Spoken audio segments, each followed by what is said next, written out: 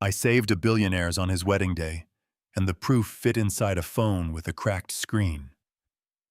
Before that, I was the person you glance past when the light turns green, hood-up cardboard sign folded just enough to feel less naked.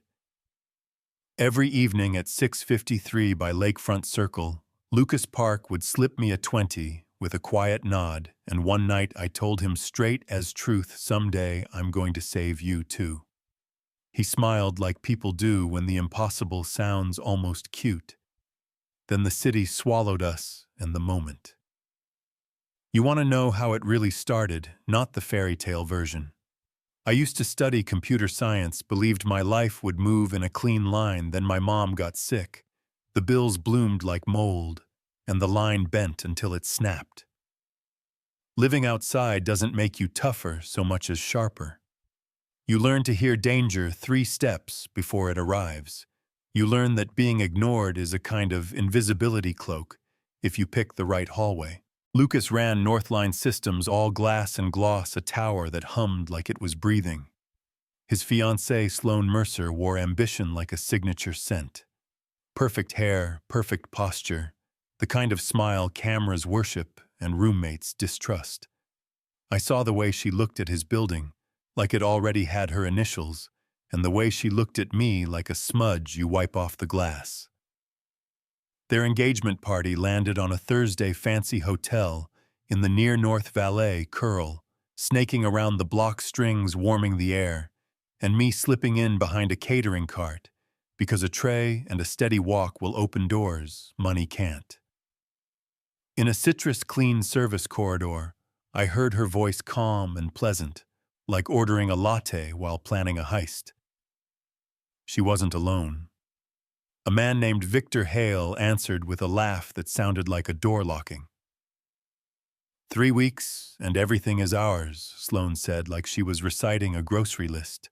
A competency review, 2 friendly evaluations, a prenuptial clause. No one would read all the way, guardianship papers ready to file, the minute vows turned to signatures. Victor added garnish.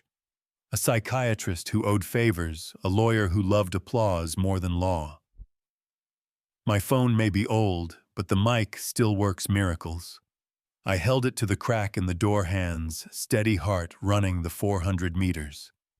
When the last word hit, I didn't stick around to savor the villain monologue.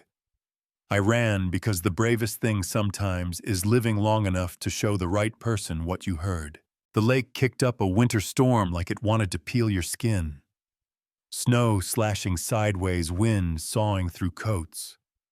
My usual corner looked like a blank page. Lucas's electric sedan slid to the curb, and he did something billionaires aren't trained to do.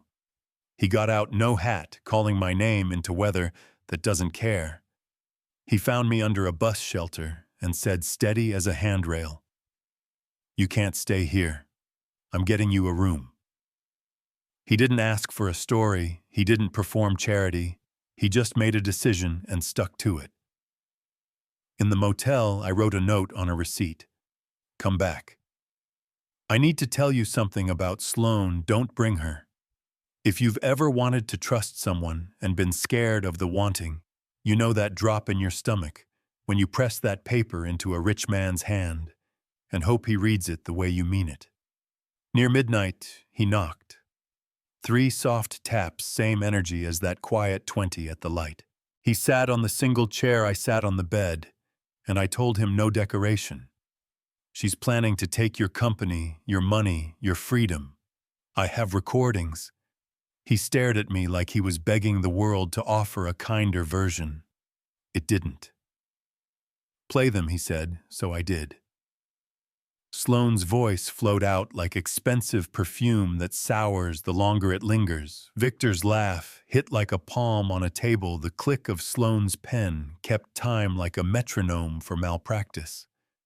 Silence rolled in after the last file, the kind that changes a room's temperature. He covered his face, breathed, stood, straightened the chair that didn't need straightening. If this is real, we don't run, he said. We build. And just like that, the line of my life started to unbend. You know what I mean? We built in a private conference room that had ugly carpet and truth in the walls. Lucas brought in two people who saw me, not the story, parked outside their door. Janet Cho, a PI who wore sneakers to expensive problems, and Marco Alvarez, a cybersecurity lead, whose laptop had gravity.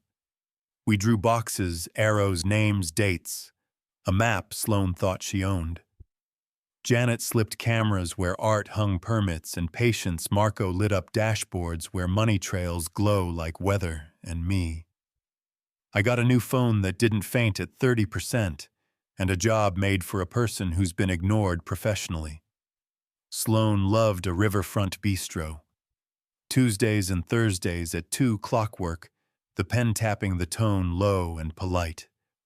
I sat 2 tables over with 1 coffee and an open ear recorder humming, while Victor delivered envelopes in parking lots like Bad Santa. I labeled everything uploaded from the library, felt my pulse jump, until each progress bar turned green.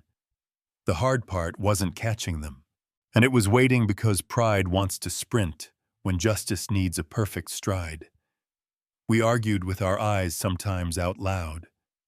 Lucas wanted to blow everything up, Janet said. Let them walk fully into the frame. Marco wanted the digital trail to look like a highway accident, not a rumor. Me, I wanted to stand up in that bistro and say, "You think the world is your mirror, but it's a camera," but I swallowed the speech and kept going. On the Thursday before the wedding, Lucas walked me to the window, city lights doing their best impression of stars. "I'm sorry anyone made you feel small," he said. I told him the truth. They didn't make me small, they just never looked up. He laughed, the door to a warmer room cracking open. "One more week," he said, "then we show them what looking up can do."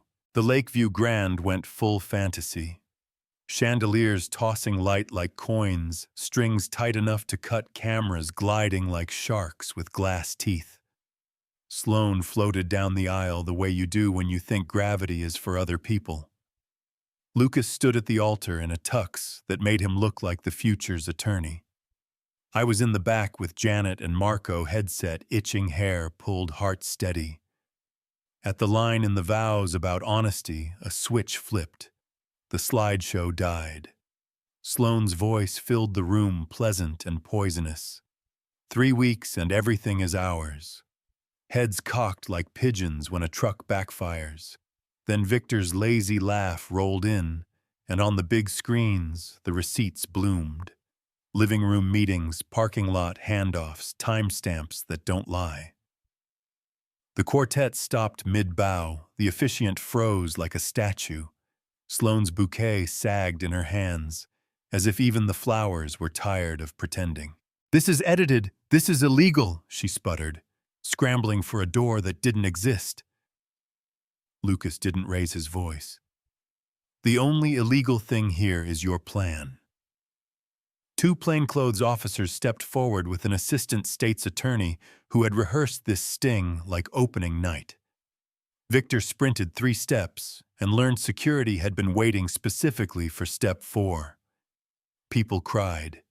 People filmed. People drifted toward the strongest light like they always do. "We always had doubts," a man told Lucas with a straight face, and yeah, that happened. Rights were read. Phones collected, the final clips rolled until there was nothing left to argue with. Somewhere in the swirl, a microphone found my mouth, and I said what I promised myself I'd say if given the chance. Being underestimated is not the same as being wrong. Then I faded back into the crowd, because I wasn't the headline, I was the hinge.